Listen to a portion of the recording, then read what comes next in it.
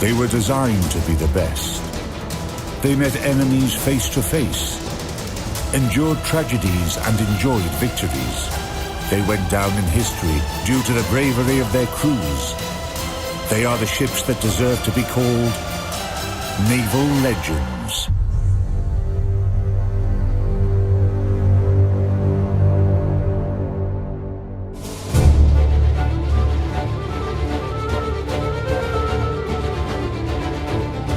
In this episode, Cruiser Belfast, the keeper of the Royal Navy's grandeur.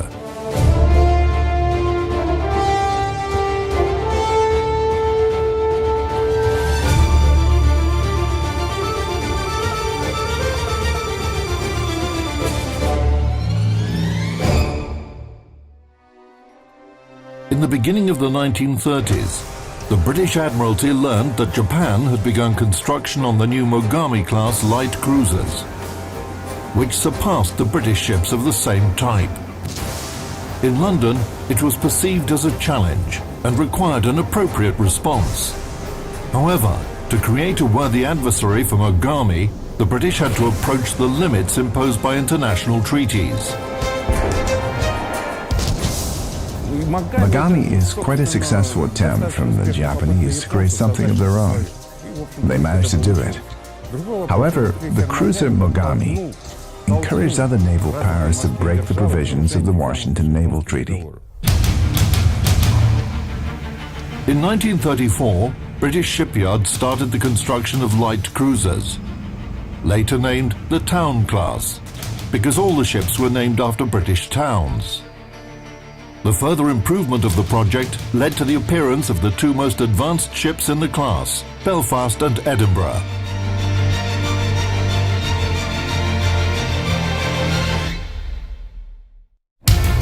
In comparison with other towns, they had better armament and a more rational armour layout.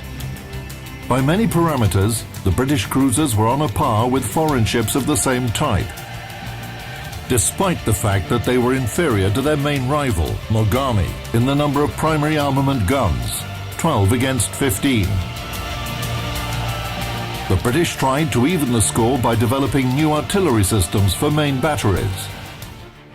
They tried to install a 4-gun turret on Belfast and Edinburgh, but the early trials showed that it became very tight.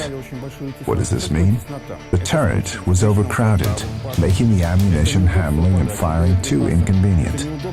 That's why they gave up on the idea very quickly. As a result, engineers settled for triple turrets that had a distinctive feature. To prevent the powder gases from affecting the shell's trajectory when all barrels fired simultaneously, the middle gun was moved backwards a little. The Belfast's firepower was reinforced with 6 coaxial dual-purpose artillery mounts, with a caliber of 102 millimeters. In general, the cruiser was well armed, and her bountiful artillery made up a good part of her displacement. Cruiser Belfast was commissioned on the eve of war on August 3, 1939. But 4 months later, she had to return to dock.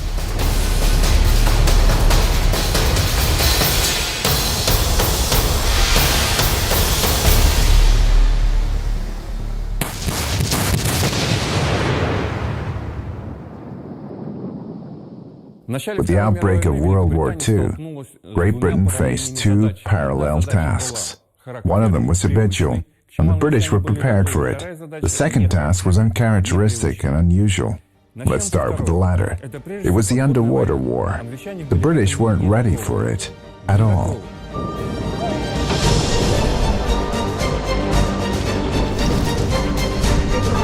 German U-boats were causing lots of trouble, but the British were able to sink them. However, the Royal Navy ships faced another enemy, mines. Belfast fell prey to the most dangerous of them, a new German bottom mine. In 1939, when a mine exploded underneath this engine room, it pushed everything up to such an extent that they had to rebuild almost the entire ship.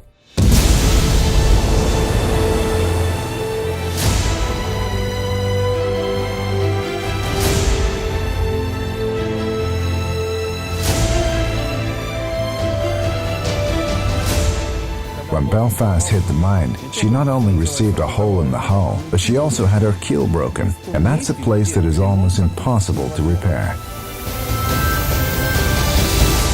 It's a miracle that she remained afloat, and it's a miracle that she could return to her base for repairs.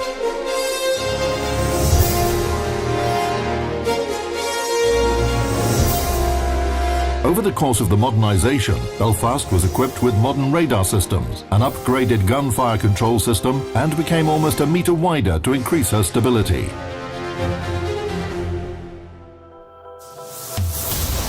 The specifications of cruiser Belfast after the modernization of 1942. Length 187 meters, beam 20.2 meters, draft 7.1 meters. Total displacement 14,900 tons. The power plant included 4 turbo gear Parsons turbines and 4 Admiralty boilers and produced 80,000 horsepower. The cruiser's maximum speed reached 31 knots after the modernization. Main belt 114 millimeters, decks from 51 to 76 millimeters, athwartship bulkheads 63 millimeters. Primary armament turrets were protected by armor from 51 to 102 millimeters thick. Armament. Primary armament. 12 152 millimeter Mark 23 guns in 4 turrets. Long-range anti-aircraft artillery. 12 Mark 16 cannons in coaxial mounts, caliber 102 millimeters. Small caliber anti-aircraft artillery. 2 Vickers Mark 6A 8-barrel pom-pom guns, caliber 40 millimeters. 4 single-barrel and 5 coaxial Oerlikon mounts. The cruiser carried 2 triple TR-4 torpedo launchers with a caliber of 533 millimeters. 3 Supermarine Walrus aircraft were on board to carry out reconnaissance and fire adjustment. Cruising range 22,600 kilometers at 12 knots.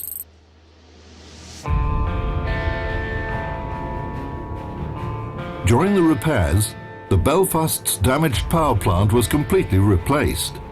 It was the same as on the other Town-class cruisers.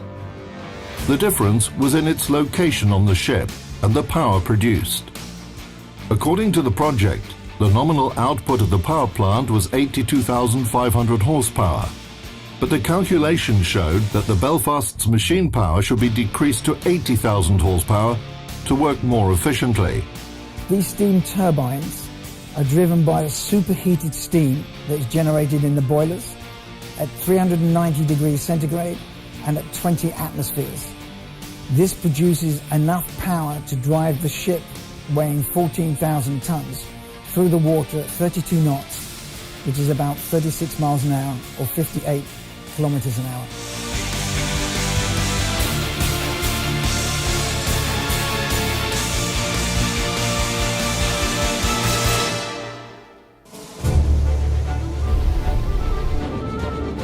Understanding the threat posed by German U-boats, the British Navy was constantly hunting for them. To oppose enemy submarines, Belfast was equipped with a hydroacoustic system, a load of depth charges, and aircraft. 3 Walrus seaplanes were able to fight submarines, apart from reconnaissance and fire adjustment tasks. They could carry 2 normal or anti-submarine depth charges on each of their wing bomb racks. And it was designed to be catapulted from between the funnels into the air and then go off and do its tasks.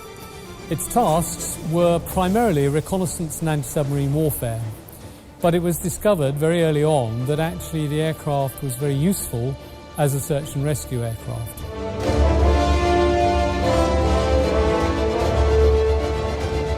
Now, once the aircraft had actually finished its sortie, it had to be recovered back on board the ship. And one of the ways in which you could try and ensure that the water wasn't too rough for it to land on was for the ship to do an S manoeuvre, which left a sort of hemisphere of smooth water onto which the aircraft could land. Once it landed, the aircraft then had to taxi up alongside the ship and then be recovered. Clearly, the pilot could not stop the engine until the telegraphist air gunner had actually hooked the jib from the crane, or the hook from the crane, onto the aircraft. So if you can imagine, he was sitting up on top of here with the crane hook coming down towards him in a very rough sea, waiting to hook it on with that propeller going round behind him. A very dangerous job. Once it was hooked on, the engine could be switched off and then the aircraft could be craned on board. They wanted to do it as quickly as possible before the slick that they had created had actually dissipated and the water began to get rough again.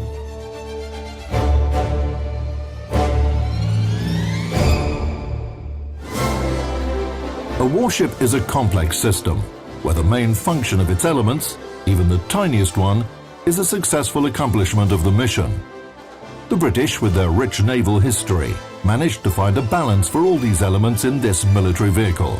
Every detail on a warship, from a gun to a sailor's mug, was designed for victory. When this ship was commissioned in August of 1939, it had a peacetime crew of 761 officers and men.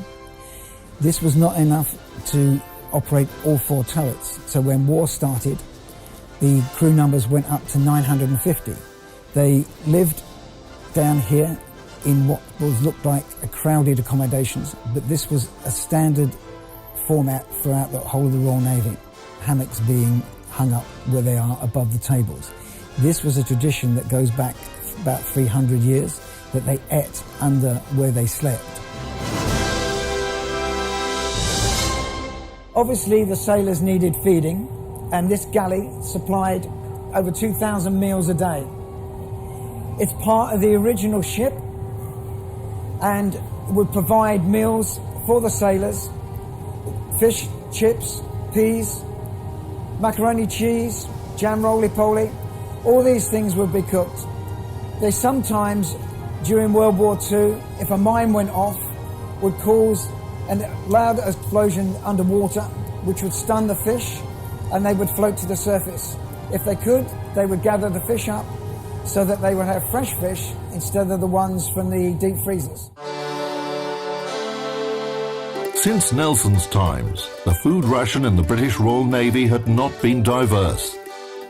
The food was substantial, but if it remained unchanged for weeks, even a small bar of chocolate or a jar of jam would be precious for any sailor. However, the real emporium of wonders on Belfast was a ship kiosk, where the sailors could purchase delicacies and everyday items. We are in the NAFI canteen. The NAFI is an organisation that was invented or developed in 1921 by a team of volunteers who wanted to help the Navy, the Army and the Air Force get things that they couldn't get on ship normally. So things like beers, sweets, chocolates, medal ribbons, rulers, pencils, postcards, anything that they weren't issued with. And as a consequence, it developed into an institution and became known by all the members of the British Armed Forces as the NAFI, the Navy Army Air Force Institute, which over the years of service on the ship become a great boost to the morale of the sailors.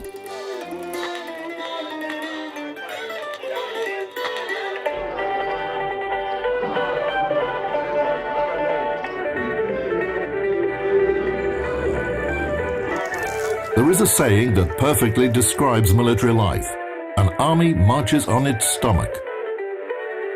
This rule was implicitly adhered to in the Royal Navy as well. At action stations, if they knew they were going to have a fight, some of the captains would have the cooks prepare sandwiches so that they could eat where they were at their action stations, whether it was by the guns or in the doctor's surgery.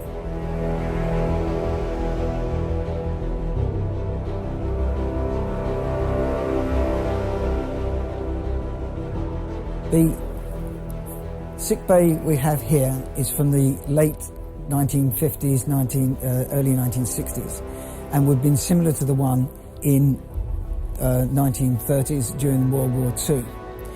The conditions on the ship in the hospitals would be as modern as they could make it, and the sailors would be better off in here normally than they would be in their own hammocks.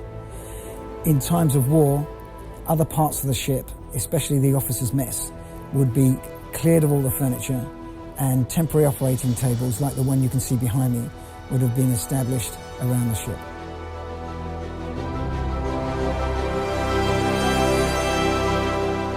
Luckily, casualties among Belfast's crew were minimal during the war, even after a bottom mine exploded next to her, which could easily sink the ship with all her crew members. Only 21 people were injured, and only one of them died later in hospital. After repairs and modernisation, Belfast became the flagship of the 10th Cruiser Squadron based at Scapa Flow. The main service areas for the ship were the waters of the Norwegian and Barents Seas.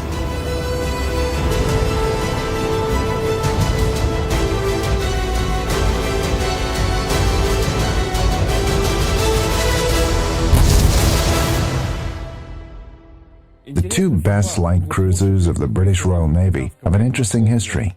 Belfast comes into commission, hits a mine, and becomes disabled for almost 3 years. Meanwhile, HMS Edinburgh comes into service and fulfills the duties of both cruisers. She escorts convoys, supports Allied ships, and fights against enemy submarines and aircraft. Unfortunately, Edinburgh was sunk with a valuable cargo of gold. However, Belfast returns from the repair docks and takes up the torch. What hadn't been accomplished by Edinburgh was completed by Belfast. They complemented each other. They were like twin sisters, worthy of each other.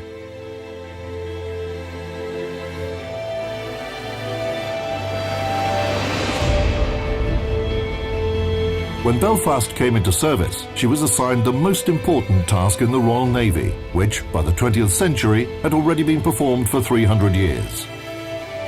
This task was to defend shipping routes and to manage potential threats for transport ships. As a true defender of commerce, Belfast escorted Arctic convoys in the USSR and supported vessels carrying priceless cargo. I was born in 1940 during the war, yeah. And I always, ever since I was a young person, yeah, I always wanted to join the Navy. And I read stories, and when I was young I used to read the stories about the heroism of the Russian convoys and other things on ships. Well, I'm not sure what they was thinking about on the convoys. And about all they could say was, it was rather rough, it was rather cold, and we survived. But they never said much about it, yeah?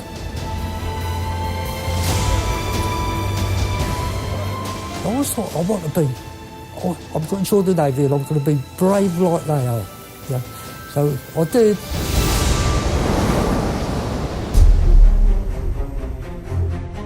The rich history of sea battles and high qualification of British sailors were key factors for the great performance of the Royal Navy. The British always acted in a reasonable way, following thorough and elaborate plans. The opportunity to display their courage and bravery was a great reward for British sailors. The main task in the Army or Navy is fulfilling your mission. No matter how many enemies you destroy, sink, or knock out, you must fulfill your mission.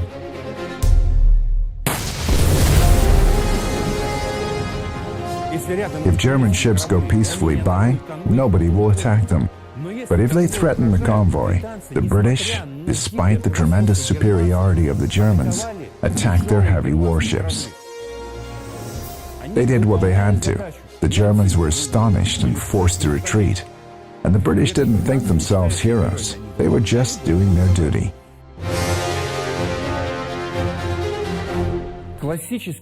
A classic example of warring parties carrying out a mission was the sea battle that took place at North Cape in December 1943.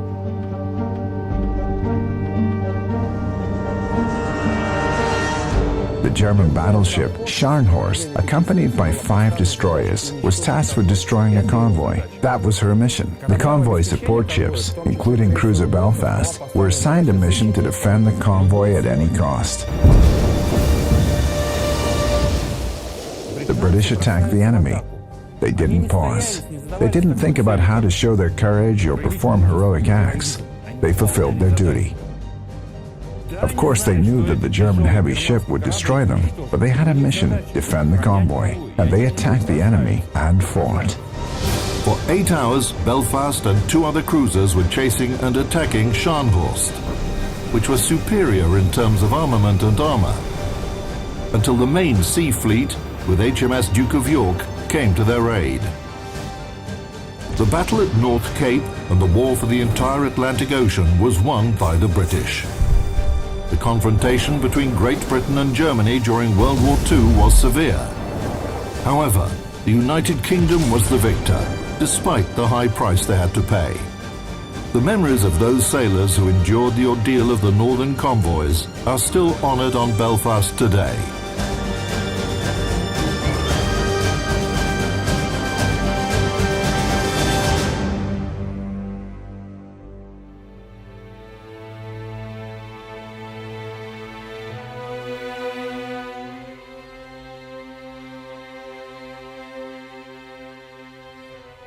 The chapel on the ship was put here in the late 50s and 60s and is still in use.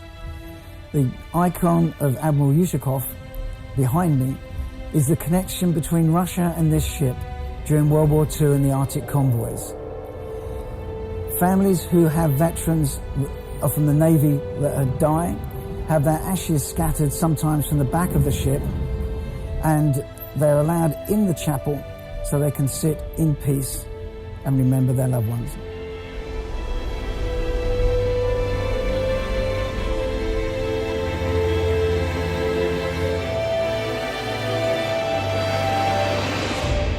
I joined Belfast just after it came back off its world cruise.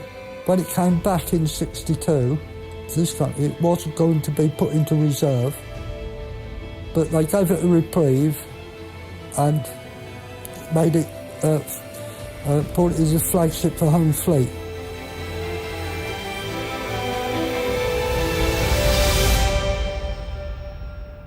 By the early 1970s, Belfast was the only remaining British cruiser that participated in World War II. She was going to be sent to the shipbreaking yard, like her fellow ships.